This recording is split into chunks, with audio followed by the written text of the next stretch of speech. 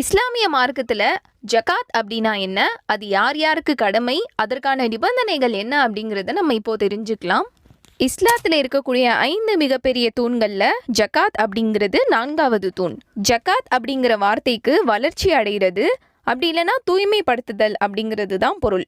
தொழுகைக்கு இஸ்லாத்தில் எந்த அளவுக்கு முக்கியமோ அதே அளவுக்கு ஜகாத்தும் மிகவும் முக்கியமான ஒரு கடமை. அல் குர்ஆன்ல அல்லாஹ் 82 இடங்களில் தொழுகை மற்றும் ஜகாத்தை பற்றி சேர்த்தே கூறியிருக்கிறான். அந்த அளவுக்கு ஜகாத் மிகவும் முக்கியமான கடமையாகும். இதை பற்றி அல்லாஹ் தன்னுடைய திருமறையில் தொழுகையை கடைபிடியுங்கள், ஜகாத்தையும் ஒழுங்காக கொடுத்து வாருங்கள் அப்படின்னு சொல்லியிருக்கான்.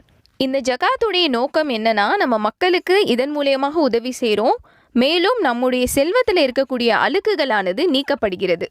ஒரு மனிதர் ஜகாத் கொடுக்கறதுனால கஞ்சத்தனம், கோழைத்தனம், பேராசை போன்ற தீய குணங்கள்ல இருந்து தூய்மைப்படுத்தப்படுகிறான் அப்படின்னு அல்லாஹ் சொல்லியிருக்கான்.